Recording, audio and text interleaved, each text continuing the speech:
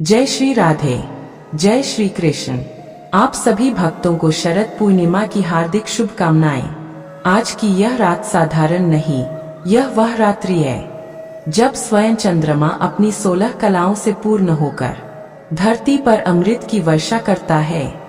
कहा गया है, शरद पूर्णिमा की रात स्वयं लक्ष्मी जी का अवतरण दिवस है। इसलिए यह रात धन, सौभाग्य, प्रेम और मोक्ष का प्रतीक मानी जाती है। इस दिन अगर कोई श्रद्धा से व्रत रखे, चांदनी में बैठकर श्री सूक्त का पाठ करे या तुलसी माता के समीप दीप जलाए, तो उसके जीवन से दरिद्रता, रोग और अशांति सब मिट जाती है। किंतु शरद पूर्णिमा केवल व्रत की रात नहीं है, यह वह रात है जब चंद्रमा के अमृत से सारा वातावरण दिव्य बन जाता है।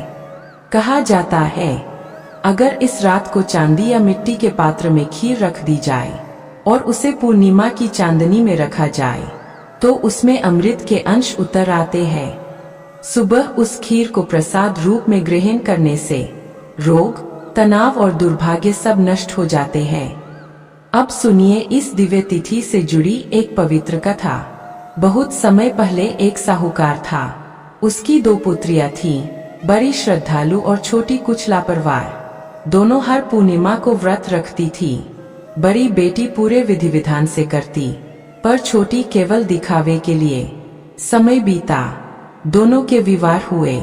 बड़ी बेटी के घर सुख, समृद्धि और स्वस्थ संतान आई, पर छोटी के घर जब भी संतान होती, वह थोड़ी ही देर में मृत्यु को प्राप्त हो जाती। दुखी होकर उसने एक ज्ञानी ब्राह्मण को बुलाया और पूछा, मुझे यह दुख क्यों मिल रहा है? ब्राह्मण बोले, बेटी, तुम व्रत तो करती हो, पर उसे अधूरा छोड़ देती हो। अधूरा व्रत केवल नाम का होता है, उसका फल नहीं मिलता, उल्टा दोष लगता है। छोटी बहन को अपनी गलती का एहसास हुआ। अगली शरद पूर्णिमा को उसने पूरे नियम से व्रत किया, पर जब बालक हुआ, फिर वही दुर्भाग्य, जन्म के कुछ समय बाद मृत्यु। लेकिन इस बार उसने आस्था नहीं छोड़ी।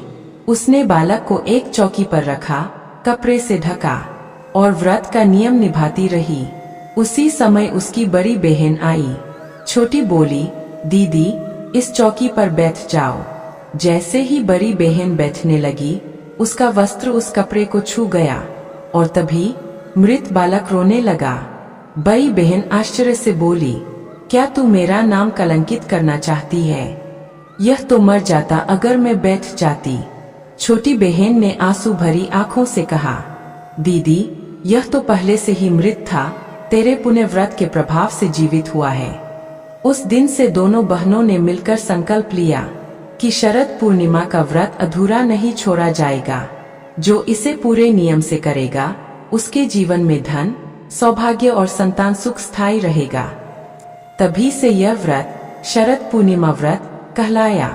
मां लक्ष्मी ने कहा, जो इस दिन व्रत करेगा, दीप जलाएगा और मन से शुद्ध रहेगा, मैं स्वयं उसके घर में वास करूंगी। लेकिन भक्तों, इस रात का एक और अद्भुत रहस्य भी है, जो इसे ब्रह्मांड की सबसे पवित्र रात्रि बनाता है।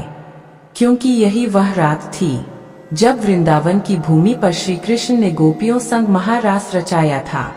वह रास जहाँ समय ठहर गया था, जहाँ चंद्रमा की चांदनी भी शर्मा गई थी, जहाँ हर गोपी को लगा श्री कृष्ण केवल उसके साथ नृत्य कर रहे हैं। यह कोई सामान्य नृत्य नहीं था, यह आत्मा और परमात्मा का मिलन था।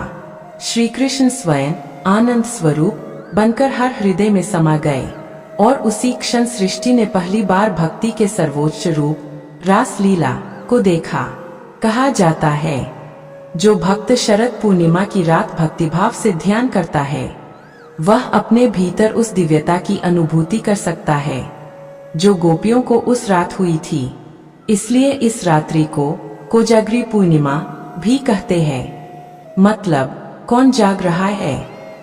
क्योंकि मां लक्ष्मी इसी रात पृथ्वी पर उतरकर देखती है। कौन भक्त जाग रहा है? भक्ति और श्रद्धा में डूबा हुआ। और जो जाग रहा होता है, उसे वरदान मिलता है। वासम। तो प्रिय भक्तों, आज की रात जब आप तुलसी माता के समीप दीप जलाए या खीर बनाकर चांदनी में रखें, तो याद रखिए आप केवल परंपरा नहीं निभा रहे, आप उस दिव्य संबंध को जगा रहे हैं जो राधा और कृष्ण के बीच था, जो चंद्रमा और धरती के बीच है, और जो आपकी आत्मा और ईश्वर के बीच होना चाहिए। जय श्री राधे कृष्ण, जय मां लक्ष्मी, जय Sharad Purnima. Full moon sparkles.